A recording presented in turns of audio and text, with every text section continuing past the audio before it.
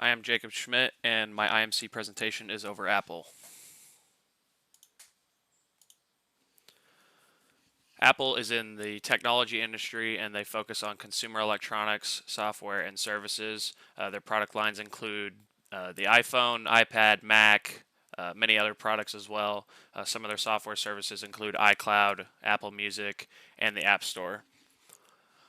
Apple's headquarters is located in Cupertino, California, which is in the United States.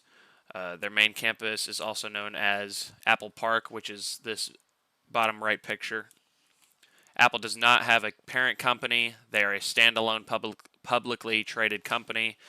Their senior vice president of worldwide marketing is Greg Joswiak. The ad agency that Apple uses is TWA Media Arts Lab, who they have had a long-standing partnership with. They have been responsible for many of Apple's popular campaigns, such as the Think Different campaign and many other popular campaigns for the iPhone. Apple's logo is obviously the notorious apple with a bite taken out of it. The iconic logo was created in 1977, and as far as the logo shape, it has not seen any changes. So here's an evolution of the Apple logos. The first one I had never seen before doing this project, but that is the initial Apple logo, which is basically just the Apple computer, as you can see with the text. And then that picture is Isaac Newton under an apple tree. And the most notable change in color after that initial logo, after it just went to the apple, was the switch from the colorful rainbow apple to the monochrome apple in 1998. Apple's communication theme includes simplicity and innovation. Their typical advertisement emphasizes the integration of technology into daily life. They often use sleek visuals, simple language, and inspiring messages to portray their products as premium.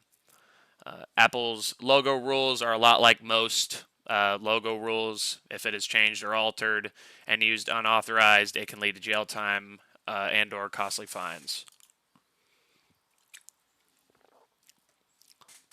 Apple's primary customers are middle to high income individuals and commonly fall between the ages 18 and 45 or 18 to 45. This demographic has the ability to afford their premium values in phones and other Apple products. Apple mainly operates in business to consumer markets as well, or as they sell products such as iPhones and MacBooks, and there's plenty of other products. They also do some business to business to provide companies with computers, work phones, and Apple services as well. I interviewed Juliet Talbot.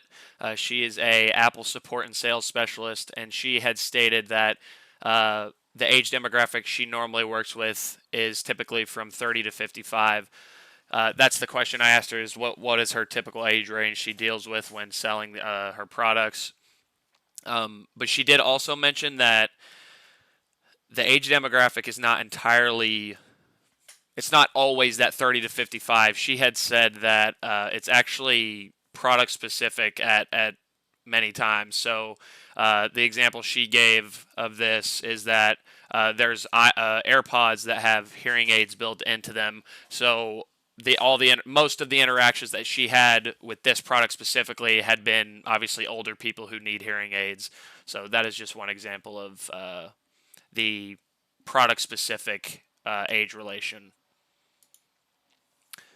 So the IMC planning process, there is a major risk in maintaining high level of investment to innovation because this requires major funding and research and development to gain that competitive edge over other companies. This also comes with the risk of constantly meeting their customers' expectations every time a new product is launched. So although Apple does have a very popular brand loyalty, and it's a very strong company itself, but every time they launch a product, they have to meet these customer expectations just because they're so consistent with performing well with products, and that can be risky at times. Although these risks are present, if a product does not do well, if it does well, the return is very high. The differentiation of Apple to other companies in this industry is superior to others, and this is why Apple commands a large share of the consumer electronics market. Apple's IMC is evaluated through tracking of customer engagement, sales metrics, and market penetration. This allows Apple to evaluate its strategies and make any changes if necessary. Because of how big of a company Apple is, their marketing budget is quite large. Apple does not publicly state those numbers exactly, but the estimation suggests that digital advertising is their main source of advertising rather than traditional advertisements of radio and billboards. Their advertising tools consist of unified messaging and consistency. Uh, Apple reinforces its core values of innovation, privacy, and environmental sustainability consistently across all platforms. The marketing, product design, and customer service reflects these values and ensure a united brand image. Apple also uses the means-end chain by focusing on higher order benefits. They emphasize aspiration goals that include creativity, efficiency, and environmental stewardship, which allows Apple to maintain brand loyalty. Apple uses feedback from its customers to improve its software by implementing software updates and product features, which furthers brand loyalty and contains innovation. Apple does not traditionally rely on crowdsourcing. Apple has used efforts in marketing to emphasize that they are committed to sustainability and have goals to become fully carbon neutral by 2030. This helps Apple stay known as a tech leader and an ethical brand. In my interview with Juliet Talbot, she had stated that one way of advertising that is not very familiar to outsiders is that she uses direct suggestion of video ads. So if she's dealing with a customer and they're not completely understanding everything she says, instead of just going on and on of trying to describe the product or the specs of the product or anything, she has many times just shown them the product drop video that Apple has put out on like their YouTube channel. This not only, gives the customer a good idea of what the product is and everything within it, but it gives Apple's the product drop videos, recognition as well. So their advertising design, they use message strategies. Apple emphasizes on the information about innovation and the benefits of its product. There's educational content that informs consumers about the features of their technological advancements and usability of their products. Apple uses a cognitive messaging through the means-end chain model. Apple uses effective message strategies to evoke emotions by showing and displaying aspirations and values that emphasize creativity, individuality, and community. Apple uses emotional appeals that align with brand loyalty and customer relationship. They also use conative message strategies as the brand promotes consumer actions and calls to action that push towards purchasing decisions. An example of this would be, the limited time offers or exclusive releases with certain products.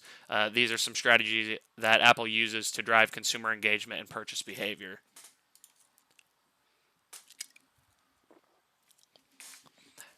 Some of their ad appeals and executional frameworks.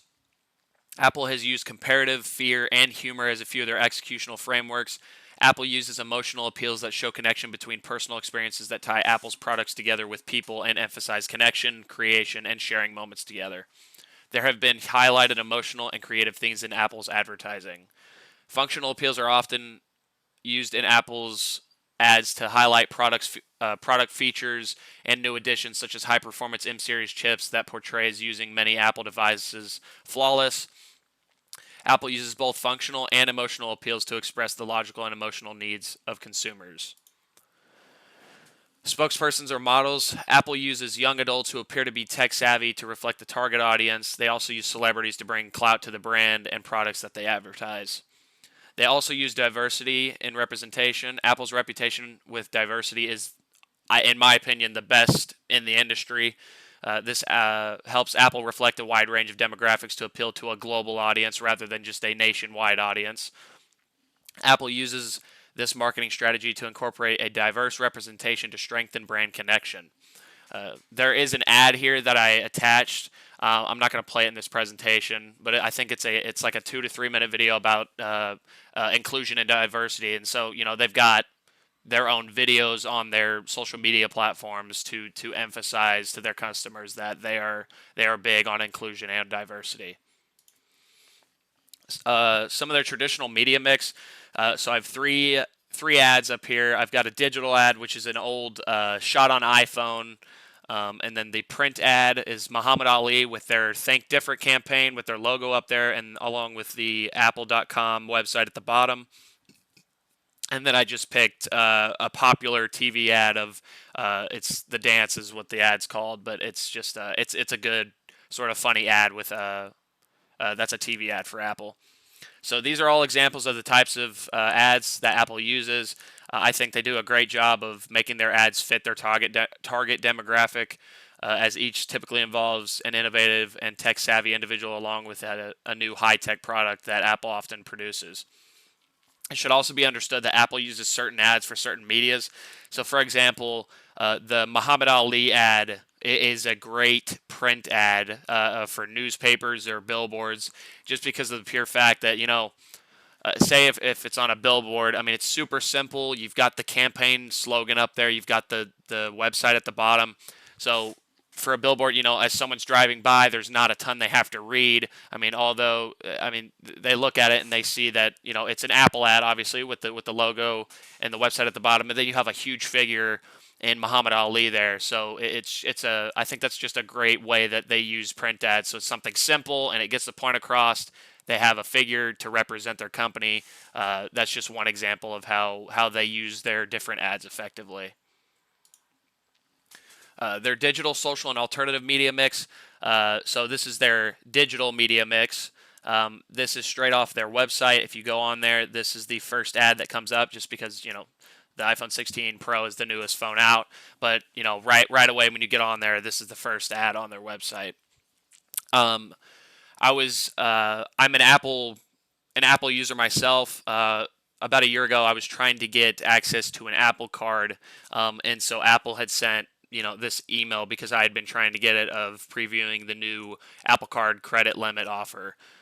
And that's just an example of their email marketing.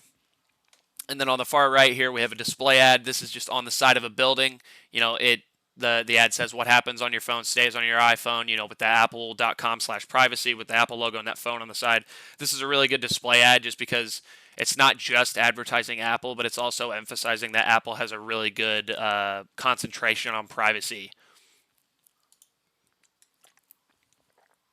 Their social media mix. So I have two ads down here. This first one is an Instagram post straight off their Instagram page. It is just a shot on iPhone 16 Pro to kind of display how good the iPhone 16 Pro camera is. And they've got a little collaboration there with The Weeknd, so it's kind of just like a mini, not necessarily a music video, but just some clip to show how good the camera is on the iPhone 16 Pro. And then this YouTube ad for a new product. This is a new MacBook Pro ad. It's sort of those. This is what I was referring to. What Juliet Talbot was talking about.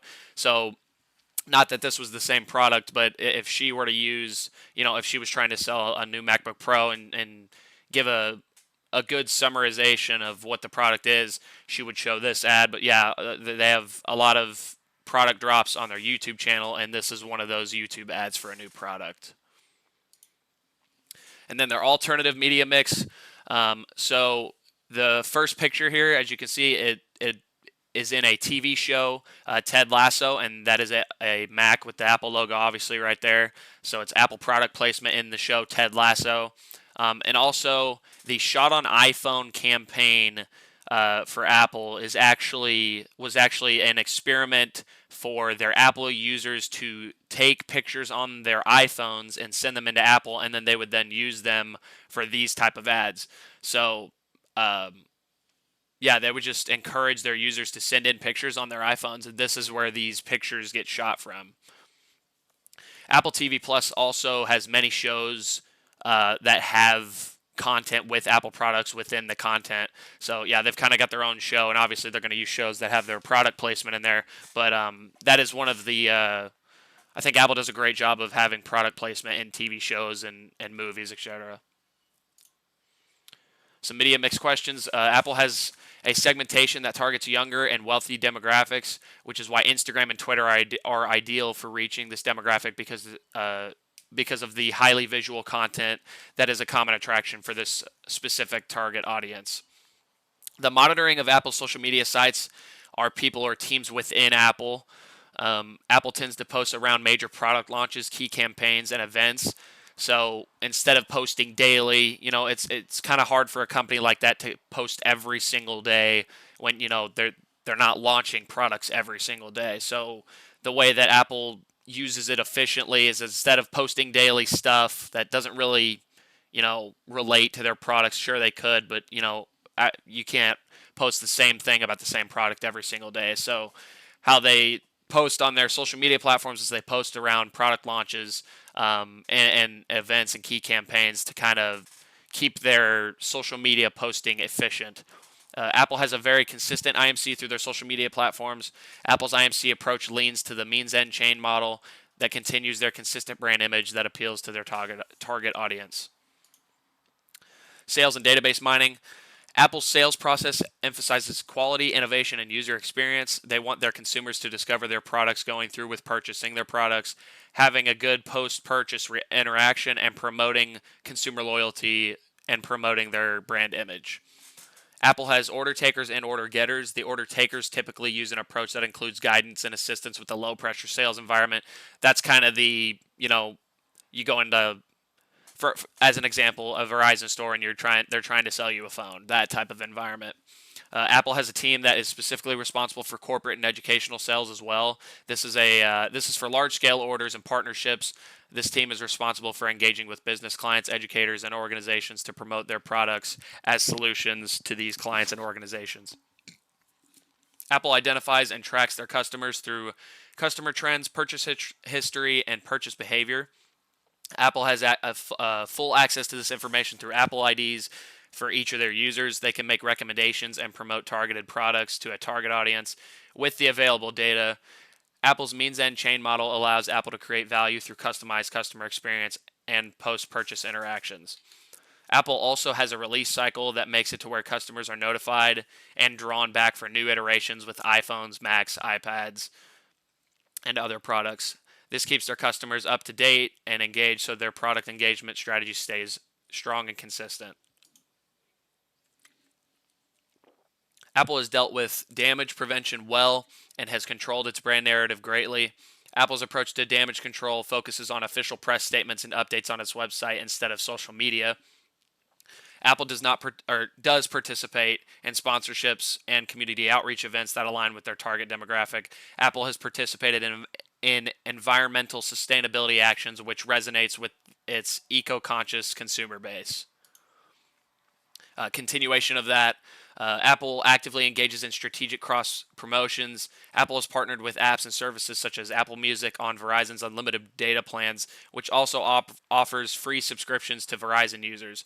This strategy increases product consumption and implements Apple services into other ecosystems, which encourages consumers to continue to adventure Apple. Some examples of this: there are educational discounts on Apple products to educational institutions. This promotion is attractive to its demographic and furthers brand loyalty to young consumers.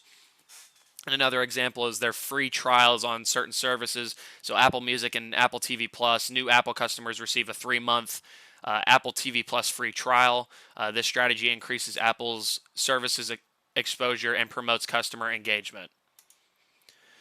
So the overall evaluation of Apple's IMC, I learned that during the process of this project that not even just Apple in general, but there is so much more to a company than what is really displayed to the public. I mean, this whole IMC process is so complex and so strategic.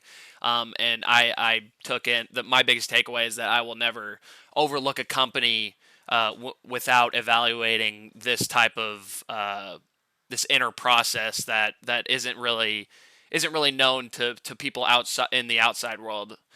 The overall evaluation of this company's IMC is that Apple is a top tier IMC company, and it helps being as big as it is. But it got this big because it uses these strategies that I had mentioned throughout the presentation. I strongly believe that Apple has one of the best and most consistent images in all communications.